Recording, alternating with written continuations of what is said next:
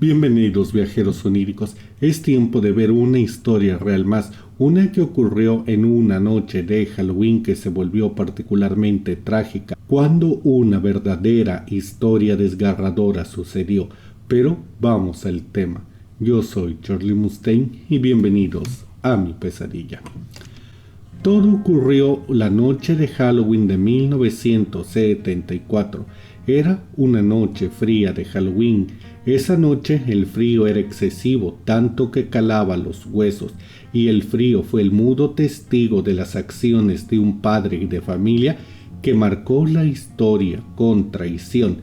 Esa noche, Ronald Clark O'Brien había acompañado a sus hijos Timothy y Eliza a ir por el vecindario tocando puerta por puerta pidiendo los típicos dulces de Halloween, el truco o trato.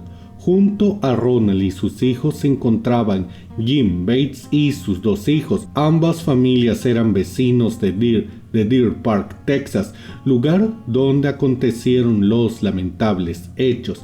Pero al menos por unos minutos en esa noche todo fueron felicidad, disfraces, dulces e inocentes sustos. En aquel entonces Jim contó a la prensa que en aquella noche llegaron a un hogar bastante siniestro, cuyas luces se encontraban apagadas. Al tocar y no recibir respuesta, Jim y sus hijos decidieron, pero Tim no quiso retirarse. El niño era obstinado y estuvo tocando a la puerta junto a su padre, hasta que al final, según la versión contada por el padre, alguien abrió la puerta del lugar y les dio algunos tubos de polvo blanco en dulce. Feliz, el niño corrió a unirse al resto del grupo y comenzó a repartir los tubos a su hermana y a los hijos de Jim. La noche continuó transcurriendo con total normalidad y cuando hubo que dirigirse a casa para cenar, el grupo se dispersó sin saber que estaban caminando hacia la muerte. La noche continuó con normalidad. Los niños tomaron su cena y tras eso, por alguna extraña razón, Ronald permitió que sus hijos abrieran los dulces que habían colectado y los comieran. Eso era raro, ya que el padre era bastante estricto y nunca permitía que los niños comieran algo después de cenar. Sin embargo, todos pensaron que quizás se debía a una pequeña excepción por la festividad. Tim no sabía que ese exceso de confianza le costaría la vida. El pequeño Tim pidió abrir uno de los tubos con polvo que habían conseguido en el hogar sin luces. Su padre lo ayudó a desenvolverlo y fue testigo de cómo Tim lo devoraba con felicidad, entre algunos estornudos por el polvo. Según contó el padre, el pequeño se quejó del sabor amargo y él decidió decirle que simplemente se limpiara el sabor con una soda. No pasó más de una hora antes de que el niño muriera. Según las declaraciones del padre y de la pequeña hermana, Tim empezó a gritar diciendo que tenía fuertes dolores de estómago y después vomitó intensamente. El padre llamó al 911 y el pequeño Tim fue llevado al hospital, pero los médicos no pudieron hacer nada. El niño murió de un paro cardiorrespiratorio. Tras una exhaustiva entrevista a su padre, el dulce en polvo blanco salió a relucir, por lo que tras un minucioso examen al cuerpo del menor se determinó que éste había sido envenenado con cianuro. Todas las alarmas se dispararon, pues muchos más niños podrían estar en peligro. De inmediato el padre del pequeño se comunicó con su vecino Jim, quien le informó que afortunadamente sus hijos no habían consumido ninguno de aquellos dulces blancos en polvo.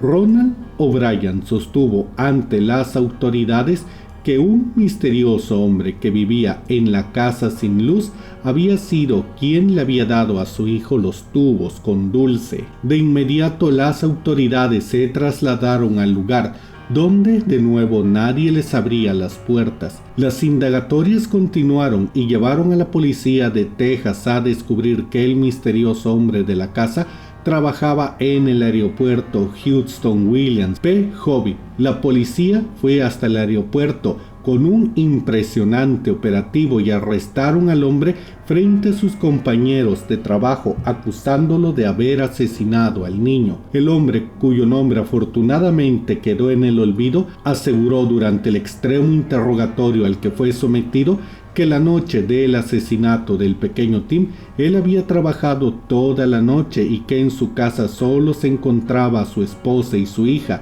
quienes efectivamente mantuvieron las luces apagadas toda la noche, ya que no gustaban de dar dulces en Halloween.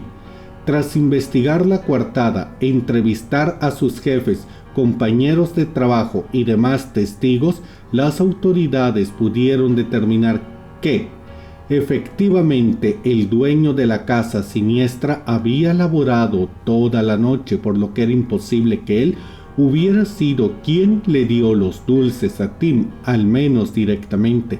Esto hizo que todas las sospechas fueran a parar sobre el padre del niño, quien había mentido deliberadamente. El caso, que parecía cerrado, volvió a abrirse. Los agentes centraron toda su atención en Clark y descubrieron que meses antes de la muerte de su pequeño hijo, Ronald Clark O'Bryan había comprado seguros de vida a sus dos hijos por $10,000 y justo antes de Halloween había aumentado la cifra a $30,000. El contrato decía que en caso de muerte accidental o violenta de alguno de ellos, él recibiría el dinero. La policía se comunicó con la aseguradora para descubrir que apenas en la mañana del 1 de noviembre a las 9 a.m., es decir, apenas abrieron las oficinas, Clark llamó exigiendo a gritos el dinero correspondiente por la muerte de su hijo y amenazando con procedimientos legales en caso de que no se le pagara todo el dinero. Desde luego que Clark O'Bryan fue arrestado, pero él negó el cargo del que se le acusaba, el asesinato de su hijo. Sin embargo, la policía pudo comprobar que días antes de Halloween, él también había acudido a una empresa de químicos de Houston a comprar cianuro. Esto planteó la pregunta obvia: ¿por qué este hombre, que era un oftalmólogo, querría comprar cianuro? Al final, un juicio sucedió y Clark O'Bryan fue sentenciado a morir ejecutado en la silla eléctrica, siendo encontrado de asesinato capital y 4 cargos de intento de homicidio. La policía descubrió que Clark no solo pensaba matar a sus hijos, sino a los hijos de su vecino para tapar sus huellas y culpar al vecino desconocido. Pero este estúpido intento de genio criminal no se detuvo a hacer algo tan simple como pensar que el hombre desconocido al que quería inculpar podría tener una buena coartada para aquella noche.